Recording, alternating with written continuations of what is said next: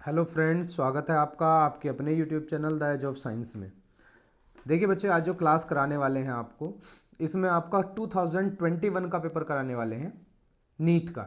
ठीक है, पूरा पोर्शन केमिस्ट्री का होगा। देखिए बाकी जो सब्जेक्ट आते हैं वो हम नहीं कराते, केमिस्ट्री ही कराते हैं ओनली। ठीक, तो केमिस्ट्री के क्वेश्चन लिए गए हैं। जितने भी डिलीटेड क्वेश्चन है, डिलीटेड सिलेबस से क्वेश्चन है, वो हमने नहीं लिए हैं, उनको स्किप किया गया है। ठीक है, जो 2024 में आएगा सिलेबस, उसी के अकॉर्डिंग आपके क्वेश्चन बनाए गए हैं। ऐसा नहीं है कि यहाँ एक्स्ट्रा क्वेश्चंस को लिया गया है। ठीक है, एक्स्ट्रा क्वेश्चन कोई भी नहीं लिया गया है। क्लियर है? एक्स्ट्रा क्वेश्चन कोई भी नहीं लिया गया है। ठीक, तो आइए स्टार्ट करते हैं सेशन को। पहला क्वेश्चन, फर्स्ट क्वेश्चन। ठीक, स्क्रीन पर है आपकी। Dihedral angle of least stable conformer of ethane is. जो लीस्ट स्टेबल कन्फॉर्मर होगा, ठीक है, इथेन का, वो आपको छांटना है। और क्या होना चाहिए? Dihedral angle of least stable conformer of ethane. उसका डाइहेड्रल एंगल क्या होगा? ठीक है, ये बताना है भाई आपको। चलिए पहले इसको देखते हैं। देखिए क्वेश्चन में समझिए। पहली बात तो यह है कि कन्फॉर्मर होते क्या हैं।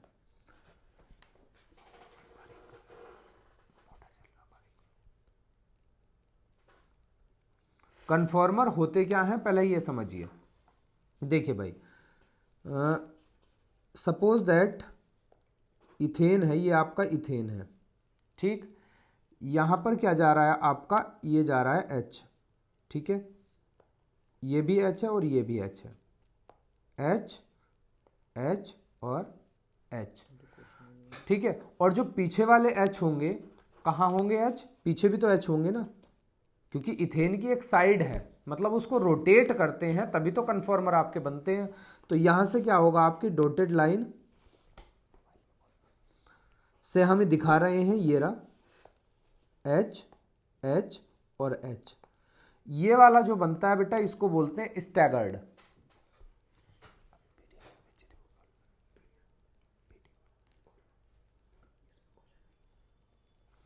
कौन सा है ये? इसको बोलते हैं स्टैगर्ड।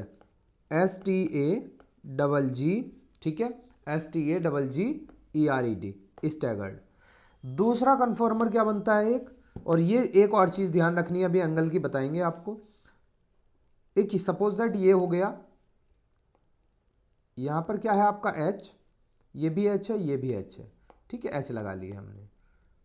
ठीक, और इसी के बिल्कुल पास में ये आता है दूसरा वाला आपका H, जो पीछे वाले हैं। कहाँ आते हैं? बिल्कुल पास में, बिल्कुल ऐसे करके आते हैं। ठीक है, तो ये क्या हो जाएगा आपका? इसको बोलते हैं इक्लिप्ड। क्या बोलते हैं? ECLIPSED। ठीक है, इक्लिप्स बोलते हैं इसको। अब देखिए समझिए, हमें एंगल की बात करनी है, तो एंगल का समझिए, एंगल का रूल क्या है यहाँ। ये वाला जो एंगल होता है, ये कितना होता है? ये होता है आपका 60 डिग्री। ठीक है, कितना होता है? 60 डिग्री होता है। ठीक, दूसरे वाले की अगर बात करेंगे, जो आपको दूसरा वाला बता रहे थे, दूसरे वाले का एंगल क्या हो जाएगा? किसका? इसका डाइहेड्रल एंगल की बात की गई है, तो इसका क्या हो जाएगा आपका एंगल? यहां क्या हो जाएगा? 0 एंगल आता है। ठीक है, यानी कि ये वाला जो बॉन्ड होता है, इस वाले बॉन्ड के बिल्कुल पीछे आता है। समझ आ गई बात? तो कौन सा होगा एंगल? यहां 0 होगा।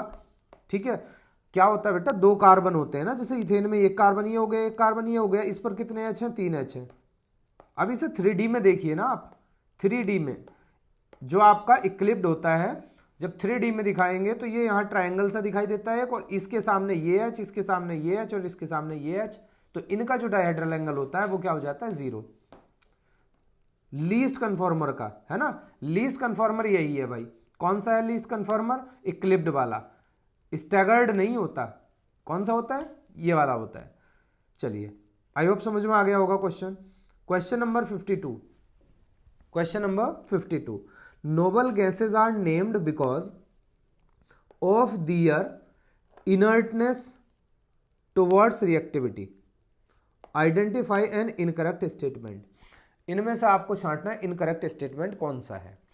Nobel gases are sparingly soluble in water.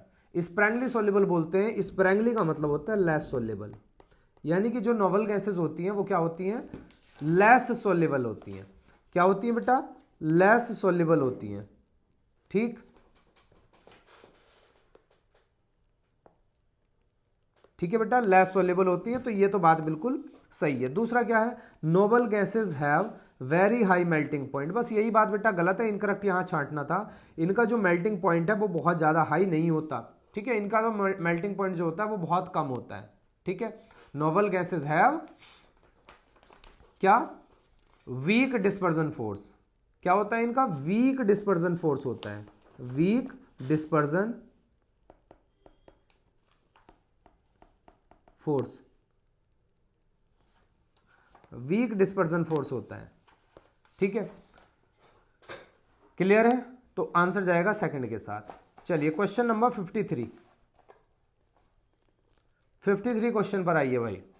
The major product of the following chemical reaction is, कौन सा प्रोडक्ट, मेजर प्रोडक्ट, एक रिएक्शन कराई जा रही है HBr की, तो मेजर प्रोडक्ट क्या होगा भाई। देखो जब HBr की रिएक्शन होती है किसी एल्कीन में, यहां एल्कीन ही तो है, तो रिएक्शन जो होती है वो मार्कोनिकॉव रूल के अकॉर्डिंग होती है।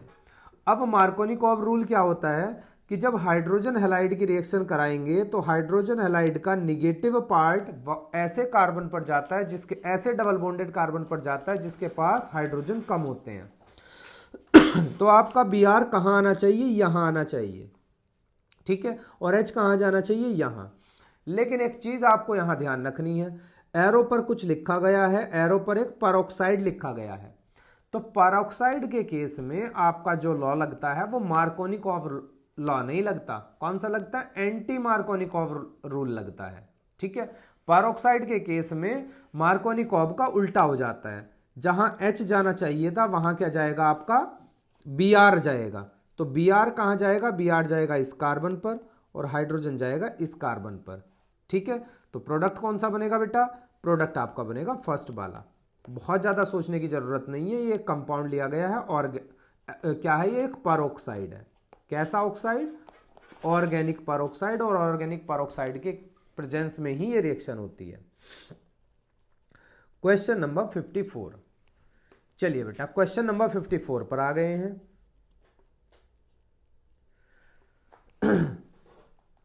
A particular station of all India radio new Delhi broadcast a frequency of, देखो फ्रीक्वेंसी दी हुई है, फ्रीक्वेंसी को किससे रिप्रेजेंट करते हैं, न्यू से, किलो हर्ट्ज में आपको फ्रीक्वेंसी दी हुई है। ठीक है, the wavelength of the electromagnetic radiation, क्या करना है आपको, ये कैलकुलेट करना है, फ्रीक्वेंसी भी दी हुई है। तो आप समझिए फॉर्मूला क्या होता है लैम्डा का, लैम्डा इज इक्वल टू होता है C अपॉन न्यू, ये एक फॉर्मूला होता है। मतलब वेवलेंथ इज इक्वल टू क्या होता है, speed of light upon frequency. ठीक, अब C की वैल्यू आपको दी हुई है 3 इंटू 10 टू पावर कितना 8 मीटर पर सेकेंड। किलो हर्ट्ज में नहीं रखेंगे भाई, इसको हर्ट्ज बना लेंगे, तो क्या हो जाएगा 31368 इंटू 10 टू पावर 3, ये हो जाएगा। किस में चेंज कर लिया हमने, हर्ट्ज में इसको चेंज कर लिया। ठीक है बेटा, जब इसको चेंज कर लिया तो अब आप लैम्डा कैलकुलेट कर लीजिए, लैम्डा इज इक्वल टू क्या आ जाएगा यहाँ से 3 इंटू 10 टू पावर कितना आ जाएगा, ये ऊपर जाकर माइनस की हो जाएंगे तो 5 अपॉन 1368। तो lambda is equal to metre में निकालना है तो क्या आ जाएगा आपका 219.3 मीटर, और ये आपके ऑप्शन में दिया हुआ है। ऑप्शन कौन सा बन रहा है यहाँ, ऑप्शन बन रहा है आपका सेकंड, सेकंड बन रहा है फर्स्ट बन रहा है। 0.3 है ना बेटा, इसमें 0.2 है। देखो कितना माइन्यूट सा डिफरेंस आता है, देख लीजिए आप, ऑप्शन 1 देखिए और ऑप्शन 2 देखिए, यानी कि पूरी मेहनत कराएंगे आपसे क्वेश्चन में, धोखे से आपका 0.2 आ गया, ऑप्शन गलत हो गया। ठीक है, तो कैलकुलेशन भी आपको ठीक से करनी है। क्वेश्चन नंबर 55 ये रहा स्क्रीन पर आपकी। ठीक है, the incorrect statement among the following, भाई ये देखो स्टेटमेंट वाले क्वेश्चन जैसा कि आपको 2023 का सेट करा चुके हैं, उसमें भी आपको बताया था ट्रू फॉल्स वाले क्वेश्चन, इनकरेक्ट और करेक्ट स्टेटमेंट वाले क्वेश्चन, और एक और तरह के कौन से, असर्शन, ठीक है, ये बहुत आते हैं, है ना। तो क्वेश्चन है आपके सामने आपका 55, क्या बोल रहा है, इनकरेक्ट छांटना है। Actinoid contraction is greater for the element to element than lanthanoid contraction. ये ध्यान रखना भाई, लेंथेनाइड कॉन्ट्रैक्शन कम होता है, ठीक है, एक्टेनाइड कॉन्ट्रैक्शन से। एक्टेनाइड कॉन्ट्रैक्शन ज्यादा होता है किससे, लेंथेनाइड कॉन्ट्रैक्शन से। ये बात आपको ध्यान रखनी है, ठीक है। एक्टेनॉइड कॉन्ट्रैक्शन क्या होता है, वो ज्यादा होता है लेंथेनॉइड से। स्टेटमेंट बिल्कुल करेक्ट है। कह रहा है most of the trivalent lanthanoid ions are colourless in solid state. बेटा यही बात बिल्कुल गलत है। क्यों? जितने भी लेंथेनॉइड्स होते हैं, ठीक है, यानी कि Ln3 पॉजिटिव जो होते हैं, उनके पास क्या होते हैं, अनपेयर्ड इलेक्ट्रॉन होते हैं। क्या होते हैं, अनपेयर्ड इलेक्ट्रॉन। और अनपेयर्ड इलेक्ट्रॉन होंगे तो कैसे हो जाएंगे ये, कलरफुल हो जाएंगे भाई। तो यही स्टेटमेंट क्या है आपका, गलत है, यानी कि इस क्वेश्चन का सही आंसर है, ठीक। क्योंकि ऐसी स्पीसीज जिनके पास अनपेयर्ड इलेक्ट्रॉन होते हैं वो होती हैं colourful. Question number next, number 57। Identify the compound that will react with Hinsberg reagent to give a solid which dissolves in alkali। इनमें से कौन सा हिंसबर्ग रिएजेंट से रिएक्शन कर लेगा? पहले तो ये याद रखो, हिंसबर्ग रिएजेंट, ये एक वर्ड आया है, इसका फॉर्मूला क्या होता है, पहले हिंसबर्ग रिएजेंट का फॉर्मूला ही देख लेंगे। हिंसबर्ग रिएजेंट का फॉर्मूला क्या है ना, बनता है ना, देखना। तो फॉर्मूला होता है C6H5SO2Cl। याद रखिए, इसको बोलते हैं हिंसबर्ग रिएजेंट। नाम क्या होता है, बेंजीन, ठीक है, बेंजीन सल्फोनाइल क्लोराइड। कौन देते हैं इसको, देते हैं इसको अमाइंस। कौन देते हैं बेटा, अमाइंस। अब अमाइंस के लिए भी ध्यान रखिए, कौन से अमाइंस देते हैं ये टेस्ट, ये देते हैं प्राइमरी अमाइंस। कौन से अमाइंस देते हैं, प्राइमरी अमाइंस। कल पहचान आपको बताई थी, मतलब पिछला जो पेपर था कौन सा 2023 वाला, उसमें आपको बताया था कि पहचान कैसे करेंगे अमाइंस की। जिसके पास NH2 जुड़ा हुआ हो वो प्राइमरी अमाइन, ठीक है। जिसके पास आपका क्या हो, NH हो, वो कैसा अमाइन, सेकेंडरी अमाइन। जिसके पास खाली N जुड़ा हुआ हो उसको बोलेंगे टर्सरी अमाइन। तो देखो इसमें बेटे N जुड़ा हुआ है तो ये कैसा हो गया, टर्सरी, यानी कि टेस्ट नहीं देगा। इसमें कौन सा जुड़ा हुआ है, NH2, तो ये हो गया प्राइमरी, यानी कि टेस्ट देगा। इसमें NH जुड़ा हुआ है तो ये हो गया सेकेंडरी, तो ये भी टेस्ट नहीं देगा। और इसमें तो अमाइन है ही नहीं, ये भी टेस्ट नहीं देगा। आंसर जो जाएगा ऑप्शन 3 के साथ जाएगा। आई थिंक क्लियर हो गया होगा सब कुछ, ठीक है। कोई भी चीज़ क्लियर नहीं है तो बेटा कमेंट करके बता दें, प्रॉब्लम सॉल्व करने की पूरी कोशिश की जाएगी। विच of the following, question number 58, which of the following reactions is the metal displacement reaction. Metal displacement reaction कौन सी है, चूज द राइट ऑप्शन। देखो भाई पहली रिएक्शन की बात करें तो देखो चिंदी सा क्वेश्चन है यार, 10th का क्वेश्चन मानूंगा मैं तो इसको। पहले में तो डिस्प्लेस हो ही नहीं रहा ना कुछ भी, ठीक है। किस में डिस्प्लेस हो रहा है, किस में हो रहा है डिस्प्लेस। अगर पहले की बात करें, अगर मैं रिएक्शन का आपसे टाइप पूछने लगूं कौन सा है, तो पहली रिएक्शन है आपकी डीकंपोजिशन रिएक्शन। कौन सी है, डीकंपोजिशन, ठीक है। क्यों है डीकंपोजिशन, भाई एक सब्सटेंस है और दो में टूट रहा है तो डीकंपोजिशन हो गया। लास्ट वाली भी आपकी डीकंपोजिशन है, ठीक है। लास्ट वाली भी क्या है, डीकंपोजिशन रिएक्शन है। तो डिस्प्लेसमेंट ये भी है, लेकिन देखो Fe ने किसको डिस्प्लेस किया है, H को किया है, तो इसे मेटल डिस्प्लेसमेंट नहीं बोलेंगे। मेटल डिस्प्लेसमेंट का मतलब समझ रहे हैं आप, जिसमें मेटल ने मेटल को डिस्प्लेस किया हो। रिएक्शन ये भी आपकी डिस्प्लेसमेंट है, लेकिन मेटल डिस्प्लेसमेंट पूछी गई है तो आंसर जाएगा सेकंड के साथ। कैसे, देखो Cr को किसने डिस्प्लेस कर दिया, एल्यूमिनियम ने। Cr भी मेटल थी और एल्यूमिनियम भी मेटल थी, तो करेक्ट आंसर जाएगा ऑप्शन सेकंड के साथ। चलिए क्वेश्चन 60, क्वेश्चन नंबर 60 देखिए क्या है 60 में। What is the IUPAC name of the organic compound formed in the following chemical reaction. एक केमिकल रिएक्शन दी गई है, इसमें जो कंपाउंड बनेगा उसका आपको IUPAC नेम बताना है। चलिए पहले रिएक्शन को ही पढ़ लेना। पहले किसको पढ़ लें? रिएक्शन को। देखो एसीटोन दिया गया है। क्या दिया गया है? एसीटोन। और एसीटोन की रिएक्शन किससे कराई गई है? C2H5 MgBr से ड्राई ईथर के प्रेजेंस में देन हाइड्रोलिसिस किया गया है। तो इसे पढ़ते हैं बेटे, इसी को पढ़ते हैं सबसे पहले। तो क्या लिया गया था? एसीटोन। ये रहा एसीटोन।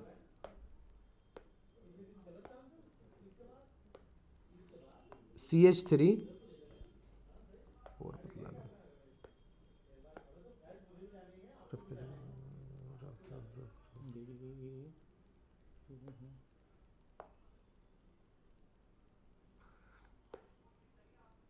चलिए कंपाउंड जो लिया गया था आपका, क्या लिया गया था? CH3 C double bond O single bond CH3। समझिए रिएक्शन को डिटेल में। रिएक्शन कराई किससे गई थी? C2H5 MgBr से। मतलब ये इसी को क्या बोलते हैं? इसी को बेटा बोलते हैं ग्रिगनार्ड रिएजेंट, GR, है ना। किसकी प्रेजेंस में? ड्राई ईथर की। तो देखो क्या होता है ड्राई ईथर के प्रेजेंस में, जो कार्बन कार्बन पर चला जाता है और MgBr किस पर चला जाएगा? O पर। ठीक है, ऐसा हो जाता है। तो आपका जो कंपाउंड बनेगा वो बनेगा CH3 C और यहाँ क्या आ जाएगा? OMgBr। आगे चला जाएगा CH3 और C2H5 कहाँ जाएगा? नीचे। इसे ऐसे भी लिख सकते हैं CH2 CH3, है ना। C2H5 को ऐसे भी लिखा जा सकता है। अब इसका कराया गया था हाइड्रोलाइसिस। हाइड्रोलाइसिस किसके प्रेजेंस में? एसिड की। तो ये कंपाउंड कहाँ से ब्रेक होगा भाई? यहाँ से ब्रेक होगा। इधर जाएगा OH, मतलब O के पास जाएगा H और MgBr के पास जाएगा OH। तो प्रोडक्ट जो बना यहाँ से, प्रोडक्ट बन गया आपका CH3 C, ऊपर OH, आगे CH3, नीचे CH2 CH3 और आगे क्या हो गया? Plus MgOH Br। ये बन गया यहाँ से। अब हमें क्या छांटना है? इसके नाम। नाम क्या होगा? तो बेटा इसकी क्या करें? नंबरिंग कर लें हम, है ना। कहाँ से नंबरिंग हो जाएगी? सपोज दैट नंबरिंग आपकी यहीं से हो गई। कैसे? यहीं से आप नंबरिंग कर लीजिए 1 2 3 4, है ना। तो क्या बोलेंगे इसको? इसको बोलेंगे 2 मिथाइल ब्यूटेन 2 ओल। ये इसका नाम होगा।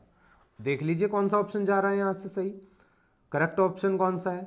करेक्ट ऑप्शन हो गया आपका ऑप्शन 4। ठीक है, ये आपका करेक्ट होगा। 2 मिथाइल ब्यूटेन 2 ऑल, यही था ना। चलिए नेक्स्ट क्वेश्चन नंबर 61। ठीक है बेटा, क्वेश्चन कौन से पे आ गए आप? 61 पर। 61 के साथ चलते हैं। आई होप आपको समझ में आ रहा होगा। स्टेटमेंट दिए हुए हैं, स्टेटमेंट दिए हुए हैं। Statement first, statement second. क्या कह रहा है? Acid strength increases in the order. जो एसिडिक स्ट्रेंथ है वो कौन से ऑर्डर में? जो ऑर्डर आपको दिया गया है इसमें इंक्रीज होती है। बिल्कुल सही बात है भाई। एसिडिक स्ट्रेंथ क्या होती है? जो हेलो एसिड्स होते हैं उनकी ऊपर से नीचे जाने पर क्या होती है? इंक्रीज होती है। किसकी? हेलो एसिड्स की बात कर रहे हैं हम। हेलो एसिड्स की क्या होती है? इंक्रीज होती है टॉप टू बॉटम। ठीक है, अब यहाँ क्या है स्टेटमेंट में? दूसरे में क्या कहा गया है? As the size of elements FCl BRI increases down the group, the bond strength of HF HCl HBr and HI decreases and so that acidic strength increases. ठीक है बेटा, तो क्या है स्टेटमेंट पूछा गया था। देखो मैंने अभी आपको बताया था ये भी स्टेटमेंट सही है और ये वाली बात अभी आपको बता दी थी। ऊपर से नीचे जैसे जाते हैं तो एसिडिक स्ट्रेंथ बढ़ती है। रीजन क्या है उसका? Bond strength. ठीक, तो यहाँ जो जाएगा मेरे हिसाब से कौन सा ऑप्शन जाएगा? फर्स्ट। मेरे हिसाब से क्या जाएगा? यही। दोनों के दोनों स्टेटमेंट क्या हैं? सही है। कोई सा भी स्टेटमेंट इसमें गलत नहीं है। ठीक है, चलिए नेक्स्ट क्वेश्चन, क्वेश्चन नंबर 62। देखो बेटा ऐसे क्वेश्चन बहुत आते हैं, चिंदी सा क्वेश्चन मानेंगे इसको भी। थर्मोडायनेमिक्स से क्वेश्चन है लेकिन क्वेश्चन जो है बहुत आसान सा क्वेश्चन है एक। ठीक है, फॉर्मूला आपका पढ़ा हुआ है, ज़्यादा इसमें सोचना नहीं है। CP - CB is equal to R। Second option सीधा सीधा फॉर्मूला है। CP - CB is equal to R। ठीक, next question number 63। Question number 63 देखो क्या है 63 में? मैचिंग है। देखो बेटा, पहले इनमें कई चीज़ें बतानी होती है। पहले क्या बताएंगे, पहले हाइब्रिडाइजेशन। जो आपका PCl5 है, इसमें हाइब्रिडाइजेशन कौन सा होता है, इसमें होता है sp3d। ये एक हाइब्रिडाइजेशन इसमें होता है। अगर SF6 की बात करते हैं तो इसमें होता है sp3d2। BRF5 की बात करेंगे, कौन सा, BRF5, तो होता है इसमें भी sp3d2 है, ठीक है। और इसमें कौन सा होता है, अगर BF3 की बात करेंगे तो यहाँ होता है sp2। अब sp2 के लिए जो ज्योमेट्री होती है वो कौन सी होती है, ट्राइगोनल प्लेनर, ये ध्यान रखिएगा। PCl5 के लिए क्या होती है, ट्राइगोनल बाइपिरामिडल, ये मिला दिया है। SF6 के लिए स्क्वायर पिरामिडल, और BRF5 के लिए क्या, सॉरी SF6 के लिए नहीं होगी, ये इसके लिए होगी, ठीक। और आपका BRF, ये SF6 के लिए क्या हो जाएगी, ऑक्टाहेड्रल, ठीक है, क्या हो जाएगी, ऑक्टाहेड्रल, लोन पेयर नहीं है। तो देख लीजिए, आपका फर्स्ट गया है फोर्थ के पास, तो आपका सेकंड और थर्ड नहीं होगा। उसके बाद आपका सेकंड वाला किसके पास गया है, थर्ड के पास। फर्स्ट वाला फोर्थ के पास, सेकंड वाला थर्ड के पास, तो दोनों में ही है ऐसा। तो उसके बाद क्या गया आपका, सी ऑप्शन, सी वाला जो मिलाएंगे वो किससे मिलाएंगे, फर्स्ट से मिलाएंगे। सी वाला किससे मिलाएंगे, फर्स्ट से, तो ऑप्शन कौन सा बनेगा, ए बन जाएगा। ऑप्शन कौन सा बनेगा यहाँ से, ए बनेगा, 63 का ए। चलिए देखिए, ये क्वेश्चन जो है बहुत जानदार क्वेश्चन, मैं इसे मानूंगा, ठीक है। इसमें कंफ्यूजन बच्चों को हो जाता है, लेकिन क्वेश्चन बहुत आसान सा क्वेश्चन है बेटा। देखो क्या बोला गया है, समझिए।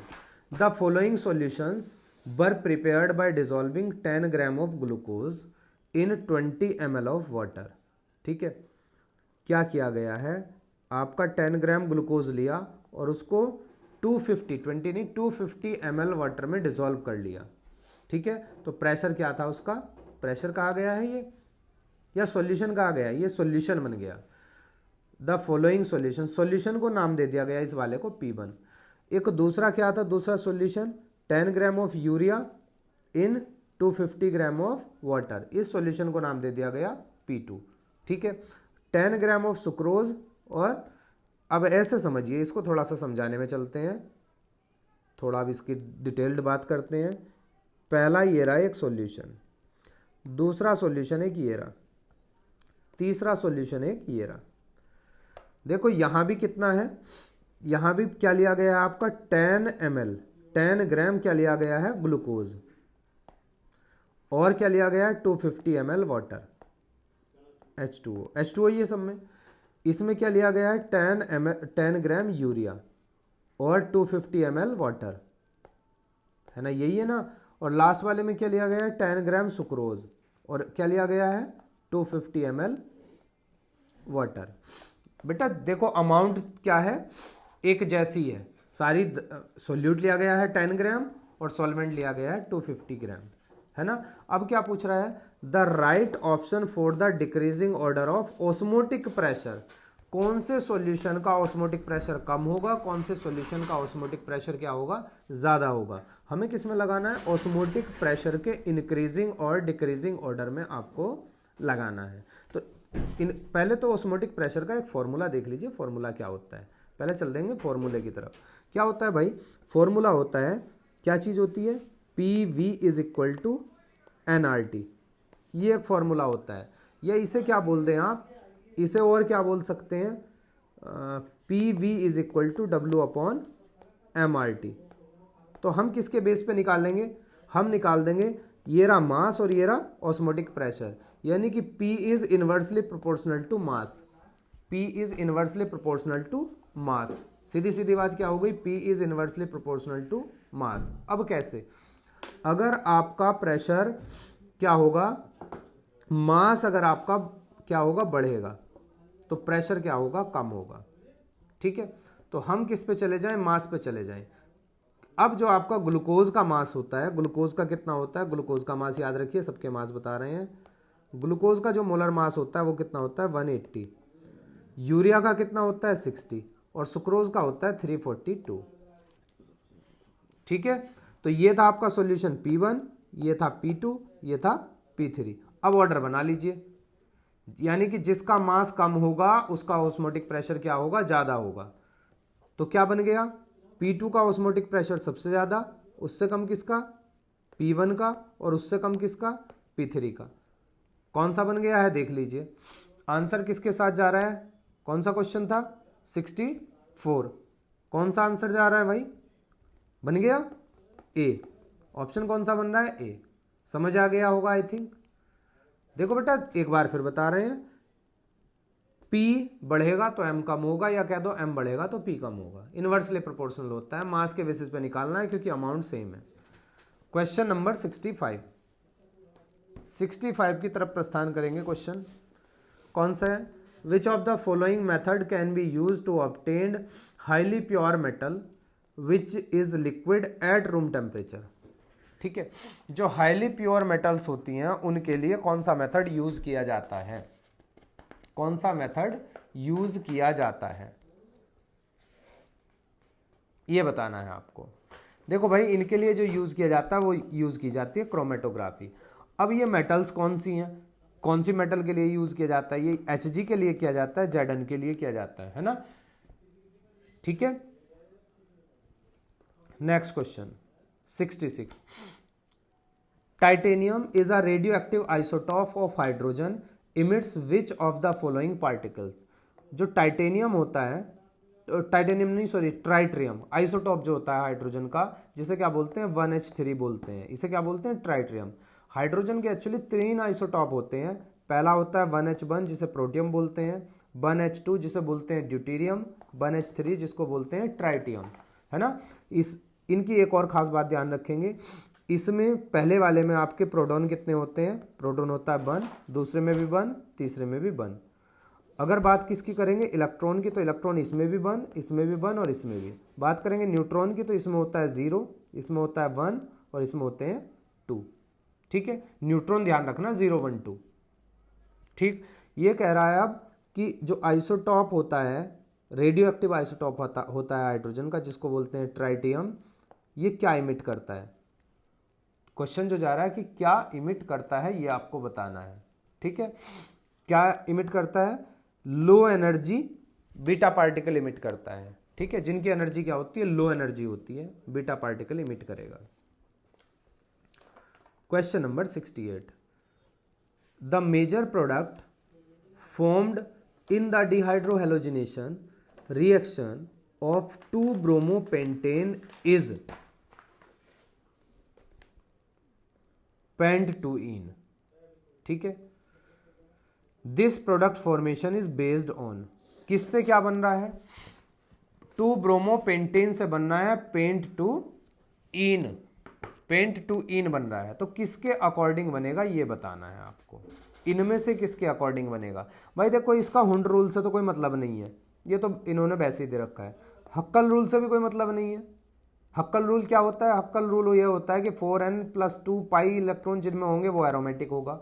हुंड रूल क्या होता है, हुंड ये कहता है कि ऑर्बिटल में भाई इनऑर्गेनिक का है, ऑर्गेनिक का उसका कोई मतलब नहीं है, कि जब तक एक एक ऑर्बिटल फिल ना हो जाए पेयरिंग नहीं होती। होफमैन भी नहीं है, तो सीधा सीधा यहाँ सोचने की जरूरत नहीं है, सेट जेफ रूल जाएगा, सेट जेफ रूल यहाँ आपका आंसर होगा। कोई कोई क्वेश्चन तो ऐसा आ जाता है कि आपको बहुत ज़्यादा उसमें सोचने की जरूरत नहीं देगी, हुंड रूल दे दिया, मतलब कुछ रिलेटेड तो देते बिल्कुल। चलिए भाई, तो क्वेश्चन नंबर नेक्स्ट पर चलते हैं। क्वेश्चन है आपका 70। ये एरिया देखिए, क्वेश्चन स्क्रीन पर क्वेश्चन आपके सामने है। ठीक है, क्वेश्चन बेटे बहुत आसान है, ये बहुत आसान होता है। वैसे तो मैं क्वेश्चन का आंसर इसका आपको ऐसे ही बता दूंगा जो आंसर होने वाला है। देखिए क्या दिया हुआ है यहाँ, मोलर कंडक्टेंस दे रखा है आपको, किस किस का दिया हुआ है, NaCl, HCl, CH3COONa। ठीक है, इनके मोलर कंडक्टेंस दे रखे हैं, ये रहे। निकालना किसका है, CH3COOH का निकालना है। भाई देखो ये क्वेश्चन जो है आपका इलेक्ट्रोकेमिस्ट्री का क्वेश्चन है, लेकिन इसको करना बड़ा आसान है। कैसे आसान है, आपको कुछ सब्सटेंसेस दे रखे हैं, कितने हैं वो भी 4, NaCl है, HCl है, CH3COONa है और क्या है CH3COOH। अब इन 4 से आपको क्या करना है, एक रिएक्शन बनानी है, यानी कि ये क्या है, एक रिएक्शन का हिस्सा है। इनमें से 2 कोई से रिएक्टेंट होंगे और 2 कोई से प्रोडक्ट होंगे। तो बस आपको यही समझना है कौन से 2 रिएक्टेंट हैं और कौन से 2 प्रोडक्ट है। देखिए कैसे, जैसे आपका CH3COOH है, इसकी रिएक्शन आप किससे करा दें, NaCl से करा दें। ठीक है भाई, तो यहां से क्या बनेगा आपका, यहां से बन जाएगा CH3COONa, COONa। Na, और प्लस एक चीज़ निकल जाएगी HCl। अगर आपको यहाँ से किसकी वैल्यू निकालनी हो CH3COOH की, तो इसे ऐसे भी तो लिख सकते हैं CH3COOH gives CH3COONA plus HCl, और वैल्यू किसकी होगी, माइनस हो जाएगा NaCl। ठीक है बेटा, ऐसे हो सकता है। अब इसमें कंडक्टिविटी के हिसाब से फॉर्मूला कैसे बनाएंगे, तो हम ऐसे भी बोल सकते हैं इसको, जो आपका कंडक्टेंस दिया था, क्या दिया हुआ था यहाँ, मोलर कंडक्टेंस दिया हुआ था ना, तो क्या कह सकते हैं इसको, ऐसे भी तो कह सकते हैं lambda nought CH3COOH is equal to lambda nought CH3COONA plus lambda nought HCl, और इसमें से क्या हो जाएगा माइनस लैम्डा नॉट NaCl। अब आपको बात किसकी करनी है, यहाँ वैल्यू की बात करनी है। ठीक है, तो आपका जो ये वाली वैल्यू दी हुई होगी, किसकी दी हुई होगी, CH3COONA की। CH3COONA की वैल्यू कितनी है आपकी, 91 है भाई, 91.0। ठीक है, यही है ना, और प्लस किसकी दी हुई है, HCl की। HCl की है 426.16, और माइनस किसकी कर देंगे इसमें से, NaCl की कर देंगे 126.45। ठीक है, ये आप इसमें से माइनस कर देंगे, तो अब बताइएगा आंसर क्या बनेगा यहाँ से, बताइए आंसर क्या आ रहा है। ठीक है, क्या आ रहा होगा यहाँ से, ऑप्शन क्या आ रहा होगा, देखो पहले तो भाई इनको ऐड कर लो, इनको अगर ऐड करेंगे तो क्या आ जाएगा, 6 तो यही आ गया, 1 ये आ गया, 6 एंड 1 क्या हो गया 7, 1, और यहाँ पर क्या बचा हुआ होगा, 4 एंड 1 5, 5 17.16, और इसमें से आपको माइनस क्या करना है, 126.45, ये क्या करना है आपको, माइनस करना है। तो वैल्यू क्या बन जाएगी, 390 पॉइंट समथिंग बन जाएगी, है ना, 390 पॉइंट समथिंग बन जाएगी। अब 390 वाला आप देख लीजिए आंसर कौन सा है, यहाँ जो भी ऑप्शन बन रहा है 390 वाला कौन सा बन रहा है, ऑप्शन बी बन रहा है, ये रहा 390.71, ये आपका आंसर सही होगा। यहाँ आसान सा क्वेश्चन है, बहुत हार्ड क्वेश्चन नहीं होते ये। ठीक है, चलिए क्वेश्चन नंबर नेक्स्ट पर चलते हैं। क्वेश्चन नंबर है 71, चैप्टर का नाम है कोऑर्डिनेशन कंपाउंड्स। देखो एक कंपाउंड दिया गया है, यहाँ क्या दिया गया है compound, ethylene diamine tetra acetate, जिसे बोलते हैं EDTA। आयन इज, ये कह रहा है ये जो आयन है ये क्या है, पहला बोल रहा है hexadentate ligand with 4 oxygen and 2 N donor atom, मतलब nitrogen donor atom. Unidentate ligand, bidentate ligand with 2 nitrogen donor atom, tridentate ligand. भाई इसकी बात बाद में करेंगे, क्या करें इसका पूरे का फॉर्मूला ही लिख लें तो ज़्यादा बेटर, मुझे तो ये लग रहा है कि फॉर्मूला हो, फॉर्मूला लिख लें।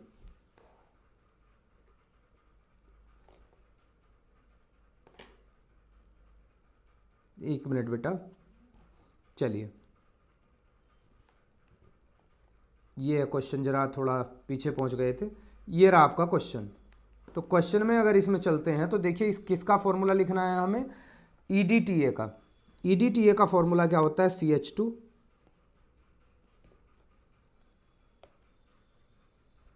फॉर्मूला क्या होता है बेटा, CH2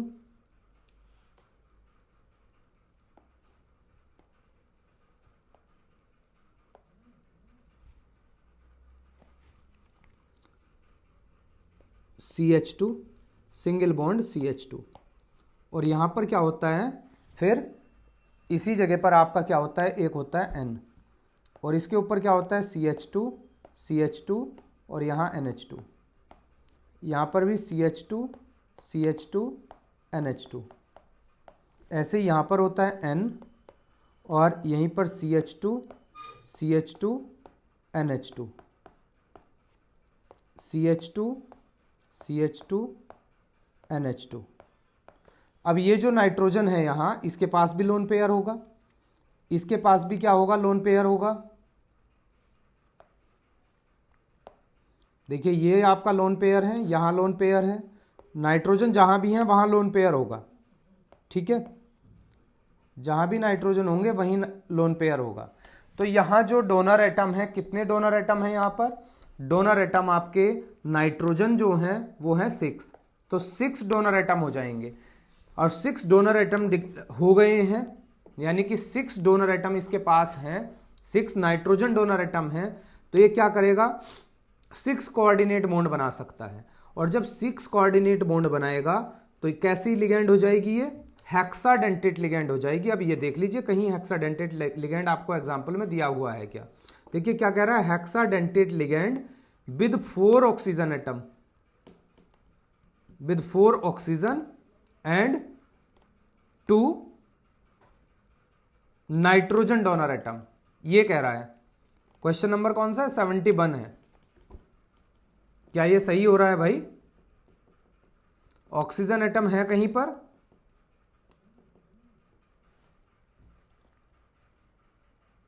नहीं है।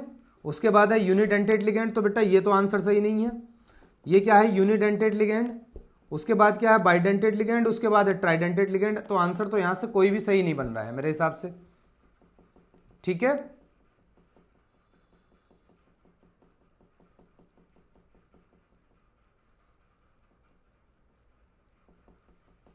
नहीं बेटा, ये आंसर क्या है, सही नहीं है, क्वेश्चन में ही कुछ गलती है, ठीक है। पेपर में तो गलत नहीं आया होगा, लेकिन यहां क्वेश्चन में गलती है इसमें, ठीक। नेक्स्ट क्वेश्चन पर चलेंगे।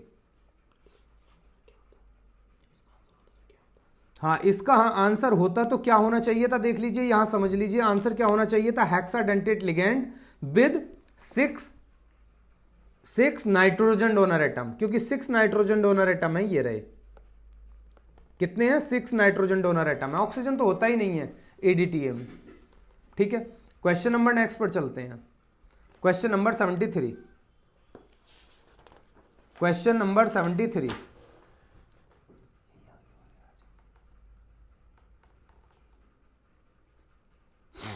देखिए क्या कह रहा है, the correct structure of 2,6 dimethyl dec four in.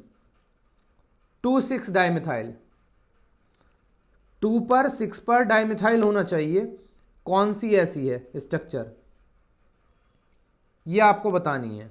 Question number है 73।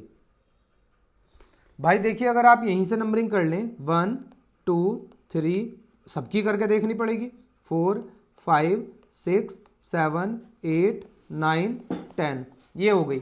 तो देखिए 2 पर क्या है, यहाँ मिथाइल है और 6 पर भी मिथाइल है, तो 2,6 डाइमिथाइल तो हो रहा है इसमें। कार्बन कितने, 10 है, तो 10 के लिए डैक होगा और 4 के बाद इन भी है। बेटा यही आंसर जा रहा है पहला ही, ज़्यादा सोचना ही नहीं है, बस नाम लिख के देख सकते हैं ऑप्शन में। Next question,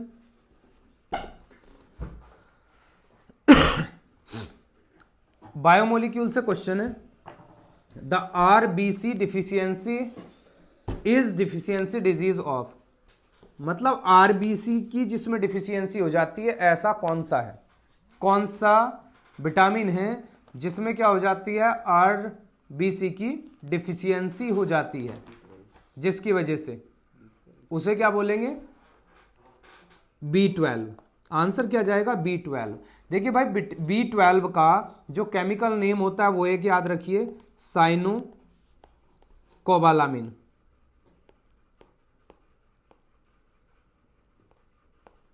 cyanocobalamin. और डिजीज कौन सी होती है, एनीमिया, एनीमिया डिजीज होती है विटामिन B12 से, ठीक है। आपका जो B6 है इसका नाम क्या होता है, पायरिडॉक्सिन। क्या होता है, पायरिडॉक्सिन। ऐसे ही आपका विटामिन B1 का क्या होता है, थाइमीन। ऐसे ही विटामिन B2 का नाम क्या होता है, राइबोफ्लेविन।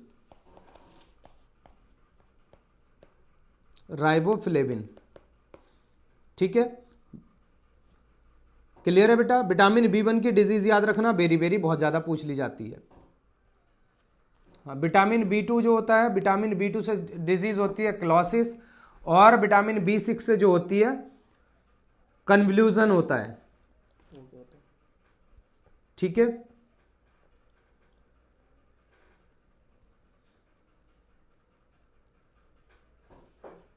चलिए नेक्स्ट क्वेश्चन पर चलते हैं, 77। Question number 77, the correct sequence of blood, sorry, the correct sequence of bond enthalpy of C single bond X bond is. Bond enthalpy का सही ऑर्डर। देखो बेटा सब में एक चीज दी हुई है, मिथाइल ग्रुप सब में दिया हुआ है, बस क्या लगे हुए हैं, हेलोजन। हेलोजन का देख लीजिए, हेलोजन में देखिए सबसे ज्यादा किसकी होती है बॉन्ड एंथैल्पी, एफ की होती है। उससे कम किसकी होती है, सीएल की। उससे कम किसकी होती है, बीआर की। उससे कम किसकी होती है, आई की होती है। ठीक, बॉन्ड एंथैल्पी। तो ऑर्डर देख लीजिए कौन सा बनेगा, ऑर्डर यहां से बनना चाहिए सेकंड। CH3F की सबसे ज्यादा, CH3Cl की उससे कम, CH3Br की उससे कम और CH3I की सबसे कम बॉन्ड एंथैल्पी। चलिए next question, question number 78। An organic compound contains 78% by mass, मतलब by weight, carbon and remaining percentage of hydrogen. कितना परसेंट है कार्बन, कार्बन का कितना परसेंट है यहां, कार्बन का परसेंट है आपका 78%। ठीक है, और बाकी बचा हुआ क्या है, वो है हाइड्रोजन। तो हाइड्रोजन कितना बच गया बेटा, हाइड्रोजन बच गया 22%। ठीक है, 22% ही तो बचेगा। अब आप क्या कीजिएगा, इस 78 को डिवाइड कर लीजिएगा कार्बन के मास नंबर से जो होता है 12। ऐसे ही यहां पर 22 को डिवाइड कर लीजिए हाइड्रोजन के मास नंबर से जो होता है 22। ठीक है, इसे डिवाइड करेंगे आप तो डिवाइड करने पर क्या आएगा, 6.5 आ जाएगा, और यहां क्या आ जाएगा 22। अब आगे क्या करना है, इनमें से जो छोटा वाला है उससे दोनों को डिवाइड करेंगे, मतलब 6.5 को डिवाइड करेंगे 6.5 से तो क्या आ जाएगा 1। ऐसे ही यहां 22 को डिवाइड करेंगे 6.5 से, जो छोटा वाला होता है उससे डिवाइड करते हैं तो क्या आ जाएगा, यहां आ जाएगा लगभग 3.38।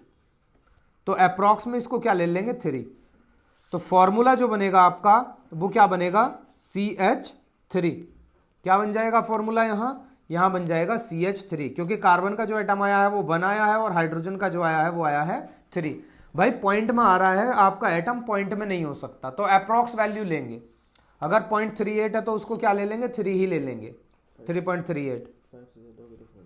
हाँ, 5 से ज्यादा होगी तो क्या ले लेंगे आप, पूरा 4 कर देंगे। तो आंसर जो जाएगा थर्ड के साथ जाएगा।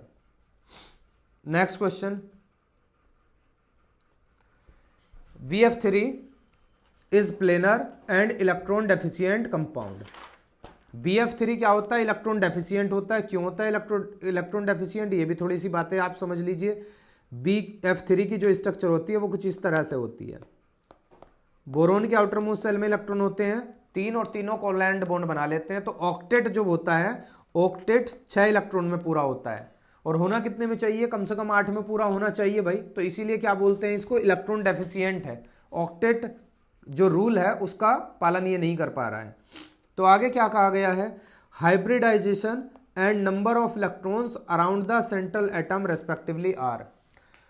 अराउंड द सेंट्रल एटम कितने इलेक्ट्रॉन है और हाइब्रिडाइजेशन कौन सा होता है। देखो भाई BF3 में हाइब्रिडाइजेशन आपको निकालना है तो कैसे निकाल सकते हैं, B के आउटर मोस्ट सेल में इलेक्ट्रॉन 3 और मोनोवैलेंट एटम भी कितने जुड़ गए हैं इसके साथ में 3। जितने मोनोवैलेंट एटम होते हैं वो पूरा ले लेते हैं यहाँ, तो क्या हो गया 6, और जो आएगा उसको 2 से डिवाइड कर देंगे तो क्या आ गया 3, और 3 के लिए हाइब्रिडाइजेशन होता है sp2। ठीक है, और इलेक्ट्रॉन कितने हैं भाई, बॉन्ड अगर 3 है तो इलेक्ट्रॉन कितने होंगे, 6 इलेक्ट्रॉन होंगे, अभी तो आपको बताया था। तो आंसर जो जाएगा यहां से किसके साथ जाएगा, आंसर जाएगा ऑप्शन थर्ड के साथ। ऑप्शन थर्ड के साथ आपका आंसर जाएगा। ज्योमेट्री आपसे पूछ ले इसकी, तो ज्योमेट्री क्या होती है, trigonal planar. Trigonal planar geometry होती है। एंगल पूछ ले तो आपका होता है 120 डिग्री। ठीक है,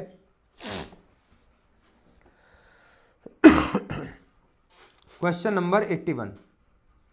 चलिए क्वेश्चन नंबर 81 पर आ जाते हैं। ये रहा आपके सामने है भाई question number 81। The pKb of dimethyl amine and pKa of acetic acid. देखो भैया ये वैल्यू तो है इसकी pKb की, और जो दूसरी वाली वैल्यू है वो है pKa की। ये वैल्यू है, टेम्परेचर क्या है आपका T है। ठीक है, the correct option of pH निकालनी है इसकी। pH का फॉर्मूला लगा दीजिए यहां से, ठीक है। अब पीएच का फॉर्मूला डायरेक्ट वाला नहीं लगेगा, ऐसा लगेगा जिसमें आपका पीके और पीके का रिलेशन बना हुआ हो। तो क्या होता है formula, pH is equal to 7 + 1/2 और ब्रैकेट में यहां क्या आ जाता है, पीके माइनस पीके ये आ जाता है आपका। ठीक है, ये आपका फॉर्मूले में बन जाता है यहां। pH इज इक्वल टू 7 तो बेटा ऐसे ही रहेगा, +1/2। पी के ए की वैल्यू क्या थी, पी के ए की वैल्यू बताई थी आपको, क्या है 4.77 और माइनस इसकी वैल्यू क्या थी 3.27। बस सॉल्व ही करना है, बाकी कुछ नहीं करना। 7 + हाफ और इसको माइनस करेंगे तो क्या आ जाएगा, माइनस करने पर 1.50, यही तो आ रहा है। ठीक है, इसे इससे कट कर देंगे तो क्या आ जाएगा 0.75, है ना। तो pH इज इक्वल टू क्या आ जाएगा 7 + 0.75, pH इज इक्वल टू आ जाएगा 7.75। आंसर कौन सा जा रहा है, आंसर आपका थर्ड जा रहा है। ठीक है, फॉर्मूला बेस्ड क्वेश्चन था बेटा, बस फॉर्मूला याद होगा तो क्वेश्चन हो जाएगा, फॉर्मूला याद नहीं होगा तो क्वेश्चन नहीं हो पाएगा।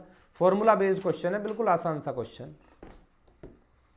चलिए next question, next question number 83। Question number बेटा 83 है, सारे ऑप्शन नहीं आ पा रहे हैं। क्वेश्चन नंबर 83,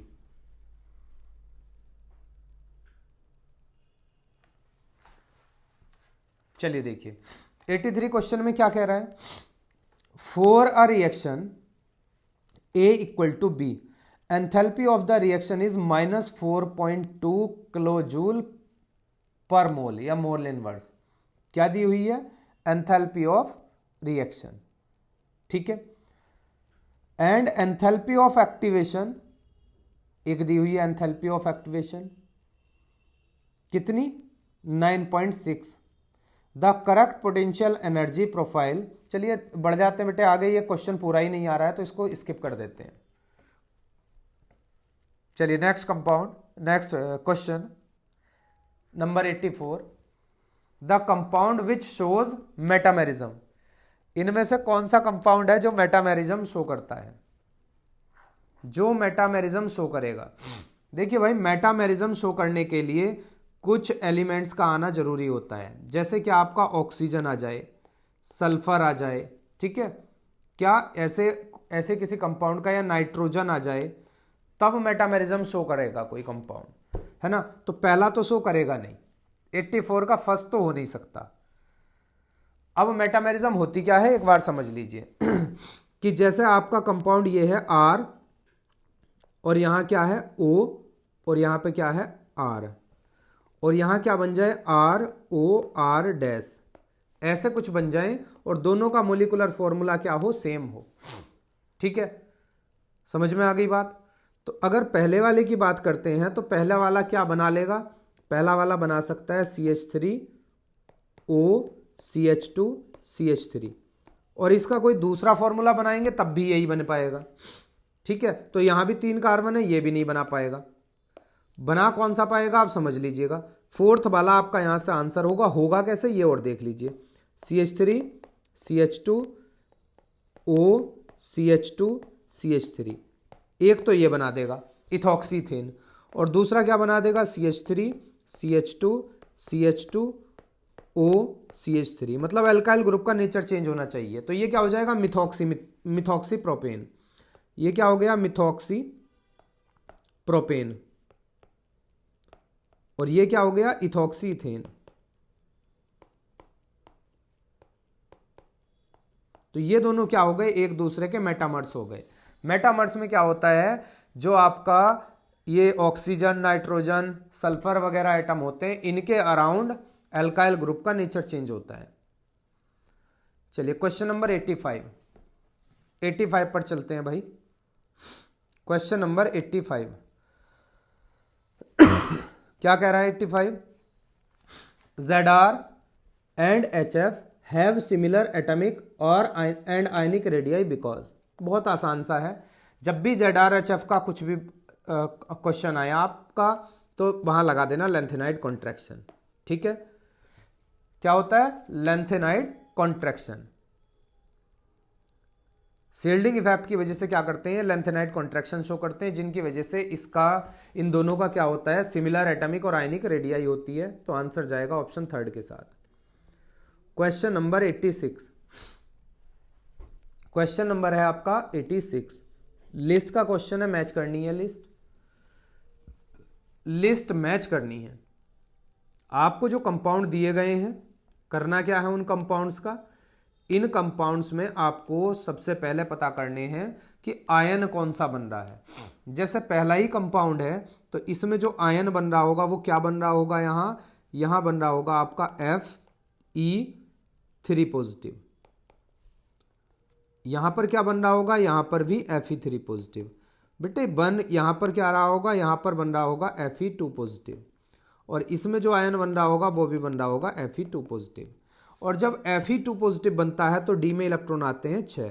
तो इसके भी डी में कितने होंगे? 6। और यहाँ डी में कितने होंगे? 5। और यहाँ डी में कितने होंगे? 5। अब अगर नंबर ऑफ अनपेयर्ड इलेक्ट्रॉन की बात करें, किसकी बात करते हैं? नंबर ऑफ अनपेयर्ड इलेक्ट्रॉन्स की बात करते हैं, तो पहले वाले में कितने अनपेयर्ड इलेक्ट्रॉन रह गए होंगे? जो फर्स्ट है इसमें अनपेयर्ड इलेक्ट्रॉन कितना रह गया होगा? कैसे बनेगा भाई? जब डी ऑर्बिटल बनेगा, लिगेंड कैसी है आपकी? स्ट्रॉन्ग लिगेंड है।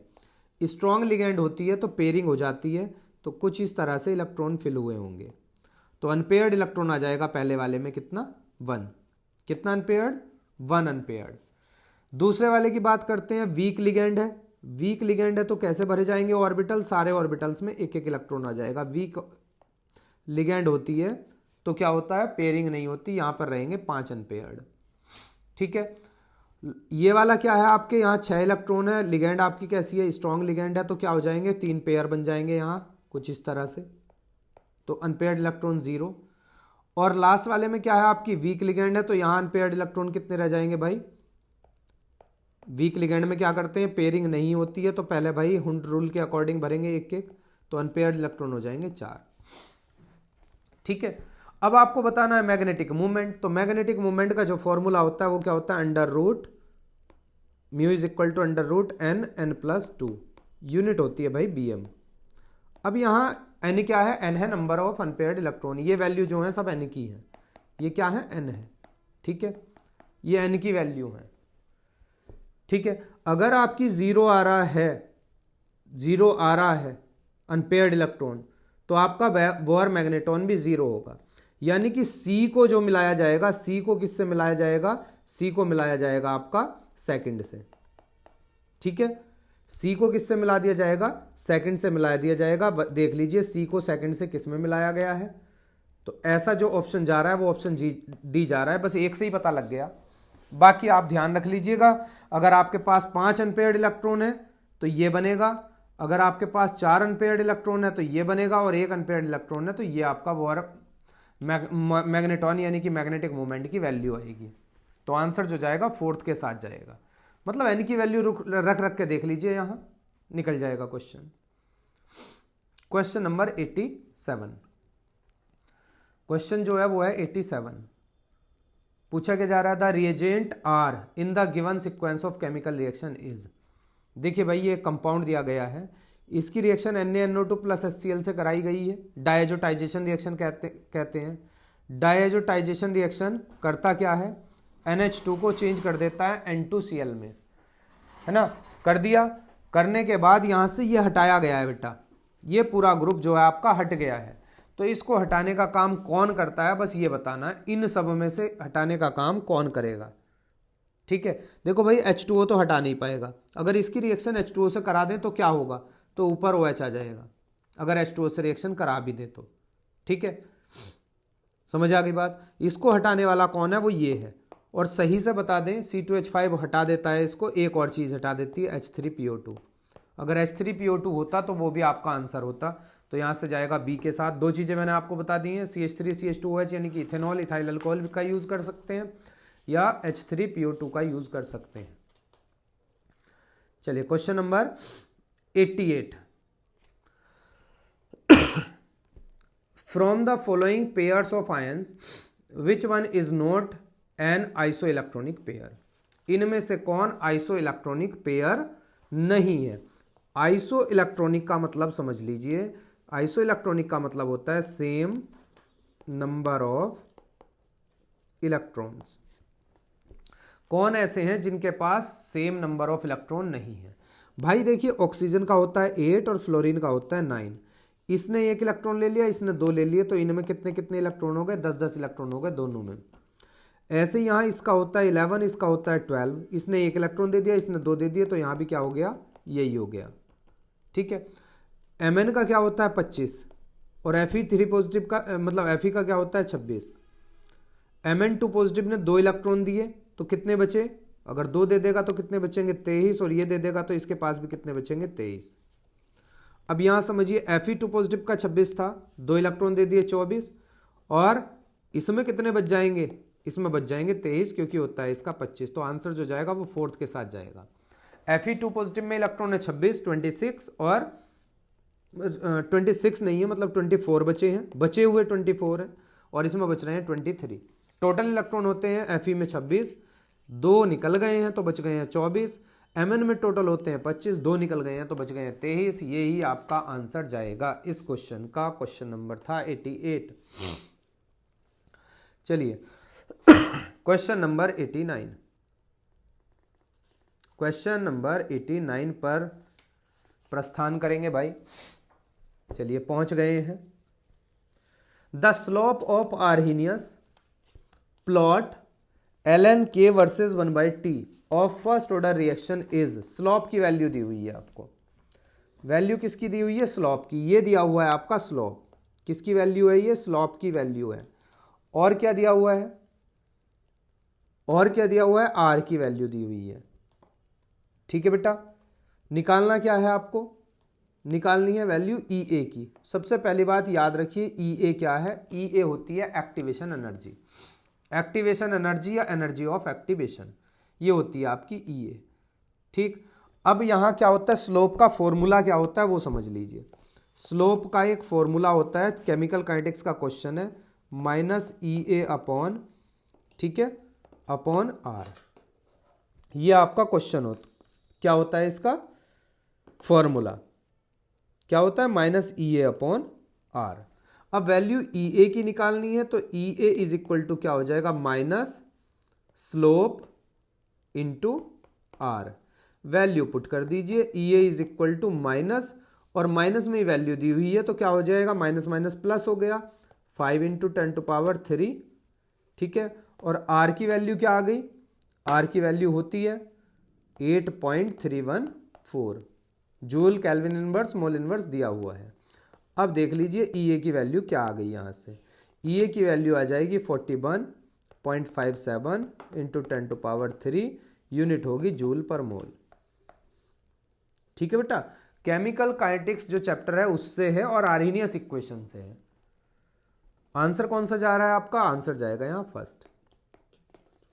ठीक है, ये फॉर्मूला बेस्ड क्वेश्चन है, ये भी डायरेक्ट फॉर्मूला है, ऐसा नहीं है कि कहीं से आपको लेके आना है, ये डायरेक्ट फॉर्मूला होता है स्लोप का।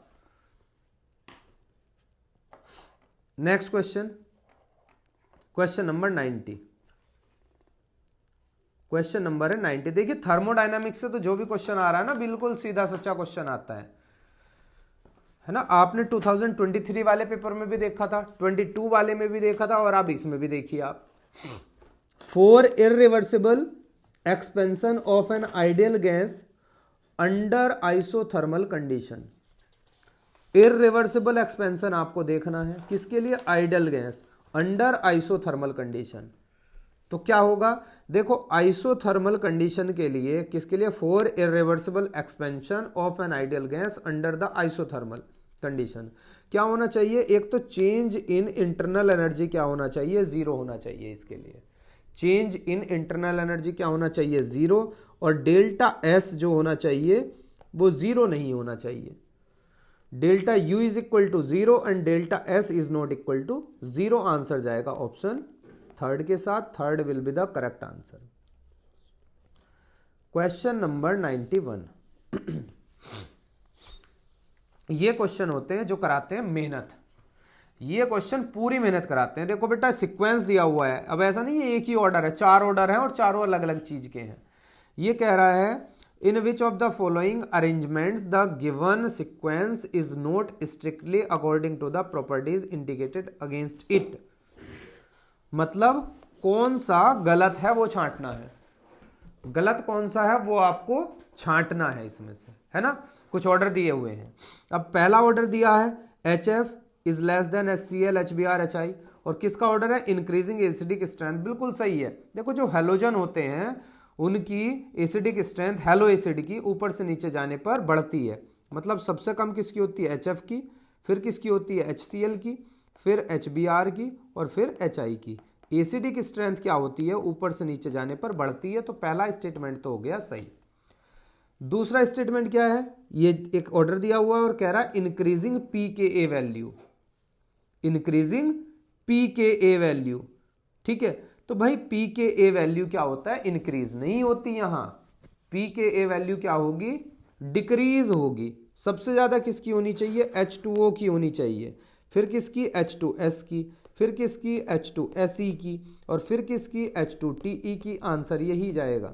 ठीक है, आंसर जो है इस क्वेश्चन का जो गलत वाला कह रहे थे आप, जो हमें छांटना था वो आ जाएगा सेकंड के साथ। बाकी सारे स्टेटमेंट सही हैं, आपका जो सेकंड वाला है वो गलत है। Question number 92, question number 92। देखिए बेटा ये भी क्वेश्चन स्क्रीन में हमारी समा नहीं रहा है। एक और क्वेश्चन था ऐसा जो स्क्रीन में समा नहीं पा रहा था, फिर भी इसको कराते हैं, फिर भी इसको कराएंगे। ठीक है, क्योंकि रिएक्शन एक अच्छी सी दी हुई है। हमें इसमें x बताना है, x क्या है, x आपको बताना है। देखो रिएक्शन का एक बार नाम बता दूं मैं। ये जो रिएक्शन होती है मतलब टोलुइन दिया गया है बेंजीन पर CH3, CrO2 Cl2 से रिएक्शन कराई गई है CH2 के प्रेजेंस में। रिएक्शन का नाम है इसका इटार्ड रिएक्शन, ETARD रिएक्शन। कौन सी रिएक्शन है आपकी इटार्ड रिएक्शन है। पूछा क्या गया है इंटरमीडिएट कौन बनेगा, इसमें से इंटरमीडिएट कौन बनेगा, तो इंटरमीडिएट बनता है फर्स्ट वाला। बस ये ध्यान रखिए CHOCrOH Cl2 का इसका पूरे का होल ट्वाइस होना चाहिए। फाइनल प्रोडक्ट जो होता है वो बेंजल्डिहाइड होता है, ये रहा बेंजल्डिहाइड होता है फाइनल प्रोडक्ट। ठीक है, Cl जाना चाहिए अंदर, ये ध्यान रखना इसमें Cl नहीं है। चलिए next question number 93, question number 93। The correct option for the value of vapour pressure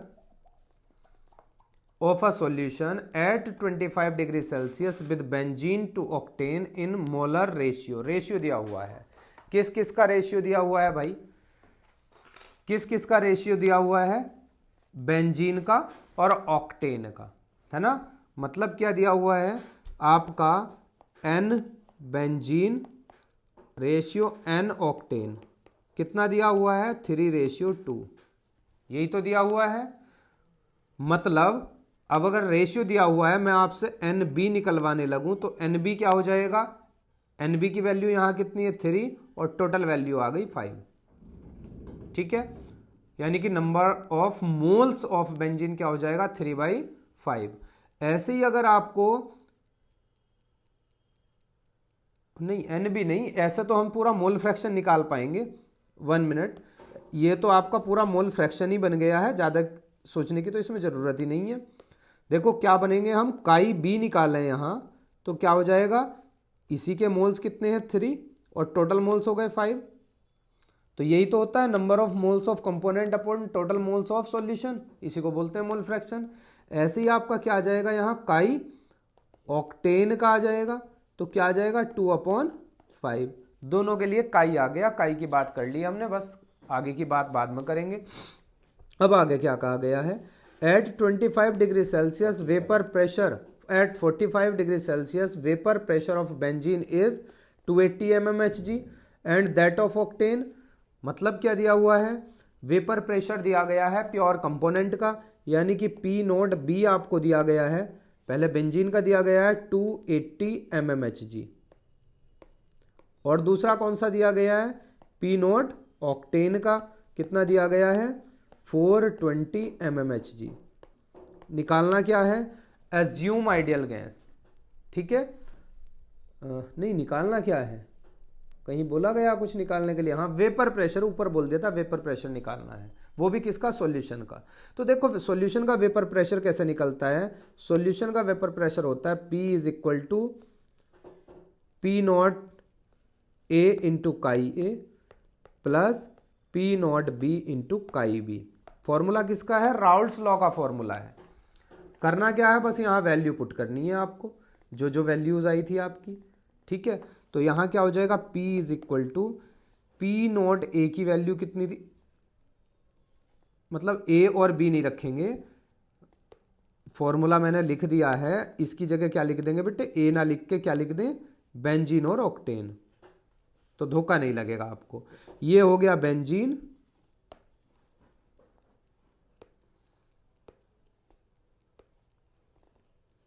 ये था आपका P नोट बेंजीन, और ये था P नोट ऑक्टेन और काई ऑक्टेन।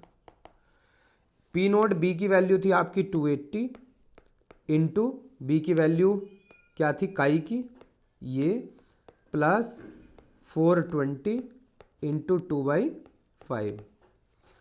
इसे पूरे को आप सॉल्व करोगे तो आपको सॉल्व करने के बाद, चलिए सॉल्व भी कर लेते हैं, इससे इसको कट कीजिए, क्या आएगा 5 6 जा, ठीक है, यही आएगा ना। और यहां से करेंगे तो कितना आ जाएगा, 8 जा 40, 4 जा 20, ठीक है। तो P is equal to 56 into 3 plus 84 into 2। तो पहले मल्टीप्लाई कर लीजिए, इसकी मल्टीप्लाई होगी तो क्या आ जाएगा 168, और इसकी मल्टीप्लाई हो जाएगी तो कितना आ जाएगा 168, दोनों 168 आ गए। तो P इज इक्वल टू कितना आ जाएगा, ऐड करेंगे यहाँ 336 mmHg, और कहीं आपका आंसर होगा ये देख लीजिए, 336 है क्या, जी बिल्कुल है। ऑप्शन कौन सा बना है, ऑप्शन बन गया है थर्ड। आई होप आपको समझ में आ गया होगा।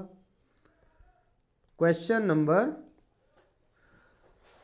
94, क्वेश्चन नंबर 94, ठीक है बेटा।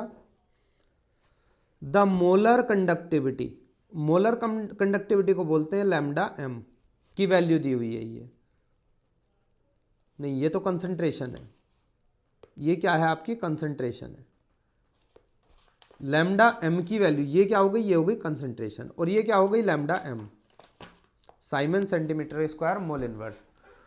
What is the dissociation constant of acetic acid, ठीक है, क्या निकालना है, dissociation constant of acetic acid निकालना है, यानी कि वैल्यू जो निकालनी है वो Ka की निकालनी है।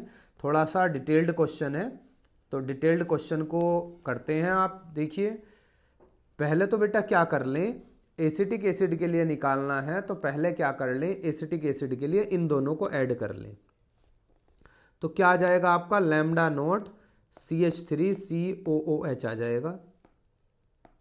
अगर इन दोनों को ऐड कर लें तो कितना आ जाएगा 400, ठीक है। Simon centimetre square mole inverse, एक चीज तो आ गई, ये इन दोनों को ऐड कर लिया।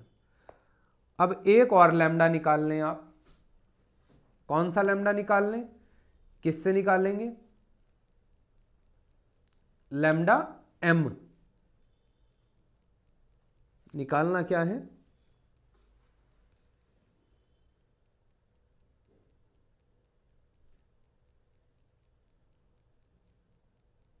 लैम्डा m तो बेटे दिया हुआ है यहाँ, ये रहा।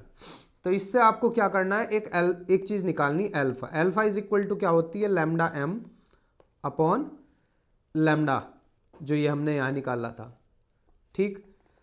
तो लैम्डा m आपका कितना था, लैम्डा m था आपका 20, और ये हो गया 400। कितनी बार चला गया, 20 बार, तो कितना आ गया 1/20 आ गया। अब इसकी जरूरत कहाँ पड़नी है, ये समझ लीजिए, जरूरत कहाँ पड़नी है, फॉर्मूला लगा देंगे Ka is equal to C alpha square, dissociation constant. C आपका ऊपर था कितना था, 0.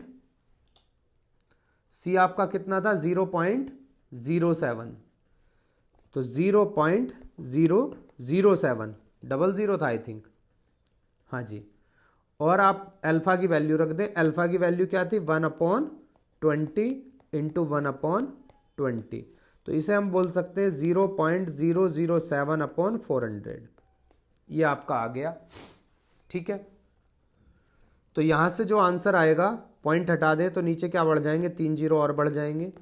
आंसर जो आ जाएगा वो क्या आ जाएगा, पावर ऊपर चली जाएंगी, यानी कि 7/4 इंटू 10⁻⁻5, और डिवाइड करेंगे तो आ जाएगा 1.75 इंटू 10⁻⁻5 यूनिट आ जाएगी मोल लीटर इनवर्स। आंसर आपका कोई आ रहा होगा, ये वाला मिल गया है। आंसर कौन सा जाएगा, थर्ड के साथ जाएगा, ऑप्शन थर्ड के साथ। देखो बेटा, इस सेट में न्यूमेरिकल बहुत आए थे। जो सेट था ये बहुत ज़्यादा इजी सेट नहीं कह सकते, लेकिन बहुत ज़्यादा टफ भी नहीं है, सारे 12th बेस्ड न्यूमेरिकल हैं। 11th के भी क्वेश्चन न्यूमेरिकल के उतने नहीं पूछे गए जितने 12th के हैं इस सेट में। क्वेश्चन नंबर 95 क्वेश्चन में एक रिएक्टेंट दिया गया, इसकी रिएक्शन कराई गई NaOH से। ठीक है, ये पूछ रहा है यहाँ क्या आना चाहिए। देखिए पूरी रिएक्शन क्या है, पूरी रिएक्शन होती है CH3 CH2 COO Na। इसकी रिएक्शन अगर NaOH से करा दें तो ये रिएक्शन होती है CaO की प्रेजेंस में, और यहाँ से इतना कंपाउंड ये साफ हो जाएगा और बन जाएगा आपका C2H6 प्लस Na2CO3। C2H6 कह लीजिए या CH3 कह लीजिए। तो यहाँ जो आने वाला है वो क्या आने वाला है, यहाँ आने वाला है CaO। एक बात आपको और ध्यान रखनी है, CaO और NaOH दोनों को एक साथ क्या बोलते हैं, सोडा लाइम। सोडा लाइम इसको बोला जाता है। ठीक है, सोडा लाइम इसको क्या किया जाता है, बोला जाता है। तो इस रिएक्शन में जो आएगा सोडा लाइम आएगा। क्वेश्चन नंबर 96 मिला लीजिए बेटा, बाद में देखते हैं ऑप्शन। देखिए ऑप्शन थोड़े नीचे जा रहे हैं। नेम रिएक्शन है, मिलानी है, बस आपको मिलानी है। देखो पहली रिएक्शन है Hell Volhard Zelinsky reaction, short में बोलते हैं HBZ रिएक्शन। ये किस में देखने के लिए मिलती है, ये कार्बोजाइलिक एसिड में देखने के लिए मिलती है और रेड फॉस्फोरस की प्रेजेंस में होती है। तो ये तो आपकी कौन सी हो गई, लास्ट वाली हो गई। ठीक है, रेड फॉस्फोरस की प्रेजेंस में। क्लियर बेटा। हेलोफॉर्म रिएक्शन जो होती है वो NaOH और हेलोजन से होती है। तो NaOH और हेलोजन ये रहा आपका, NaOH बोल सकते हैं और हेलोजन है तो X आ गया है, तो ये हो गई आपकी हेलोफॉर्म रिएक्शन। ठीक है, ईस्ट्रिफिकेशन आपको पता है अल्कोहल और कार्बोजाइलिक में होती है, ये रही। ठीक है, तो पहली वाली कौन सी हो गई, पहली हो गई गटरमैन। तो आपका ऑप्शन क्या बना है, जो आपका ए है, ए में क्या आ रहा है आपका, ए में आ रहा है सेकंड। बी में क्या आ रहा है, बी में आ रहा है आपका थर्ड, बन गया है यहीं से। सी में क्या आ रहा है, सी में आ रहा है आपका फोर्थ, और डी में क्या आ रहा है, डी में आ रहा है फर्स्ट। बस ये ऑप्शन देख लीजिए कहाँ है आपका।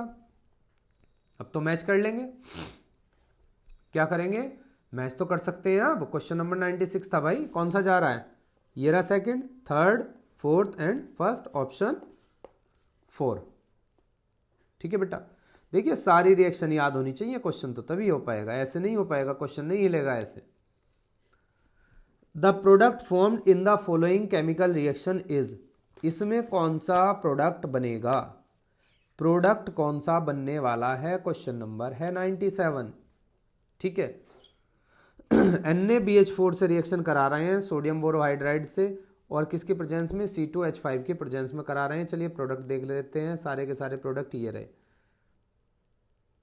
क्या बनेगा भाई, देखो ये ग्रुप ऐसे का ऐसे ही रहेगा, ये ग्रुप ऐसे का ऐसे ही रहेगा। जो कीटोनिक आपका ग्रुप आया होगा उसमें क्या लग जाएगा, OH, और बॉन्ड हो जाएगा सिंगल। तो ऐसा ये ऐसे का ऐसे ही रहेगा, इन पर असर नहीं पड़ेगा। पहले में देखो यही वाला चेंज हो गया, ये नहीं होना, ये नहीं होना, ये नहीं होना, होगा कौन सा, लास्ट वाला होगा। बाकी ग्रुप वैसे के वैसे ही हैं। ठीक है, और क्या हुआ है, OH हो गया है ऊपर। Question number 98, which of the following molecule is non polar in nature, जो पोलर ही नहीं होता ऐसा मोलिक्यूल कौन सा है, जो पोलैरिटी शो नहीं करता, बिल्कुल भी पोलर नहीं होगा। कौन सा मोलिक्यूल होता है ऐसा जो पोलर नहीं होगा।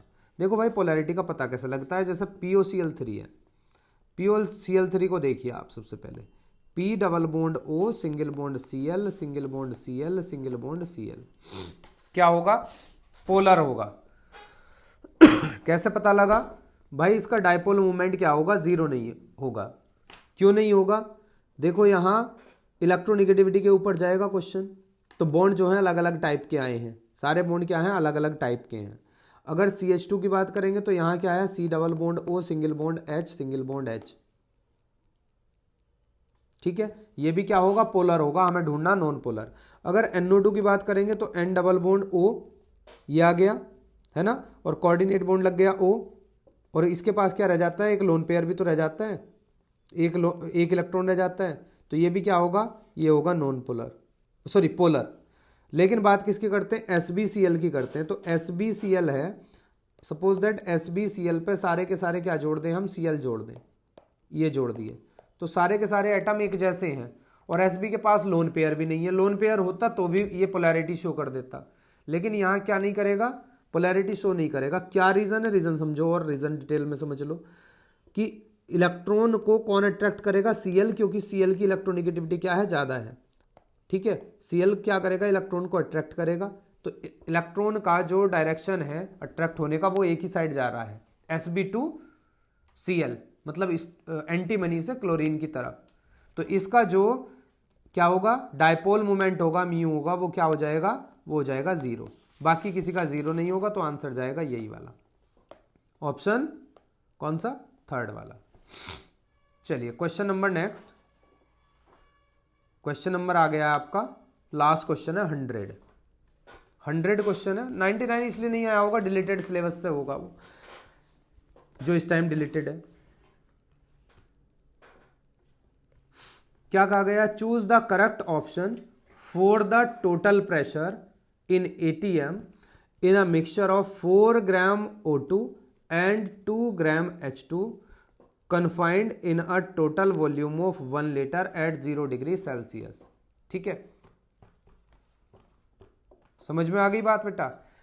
तो ये भी क्वेश्चन करने की आपको जरूरत है नहीं, ये भी आपका डिलीटेड से है। किससे है? ये भी डिलीटेड चैप्टर से है। चैप्टर का नाम क्या है? चैप्टर का नाम है स्टेट्स ऑफ मैटर। ठीक है, स्टेट्स ऑफ मैटर से कौन से क्वेश्चन, कौन से फॉर्मूले से होना है? PV is equal to nRT, है ना, गैस इक्वेशन का क्वेश्चन है। तो ये भी क्या है? डिलीटेड सिलेबस से, इसे भी करने की जरूरत नहीं है। तो बेटा ये हमारे क्या थे? सारे क्वेश्चन आज हो चुके हैं आपके इस जो पेपर था। कौन सा था पेपर? पेपर था 2021 का। ठीक है बेटा, तो वीडियो को आप ज़्यादा से ज़्यादा शेयर कर लें, है ना, ताकि जो बच्चे एग्ज़ाम देने वाले हैं उन तक वीडियो पहुंच पाए और लाभ उठा सकें। ठीक है वीडियो का। और अगर सेशन आपको पसंद आए तो लाइक ज़रूर कर दें और चैनल को सब्सक्राइब कर लें।